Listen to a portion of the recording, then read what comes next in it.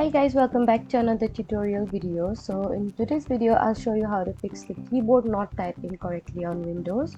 So if your keyboard is typing wrong letters, delayed characters, or not responding properly, just follow these simple fixes.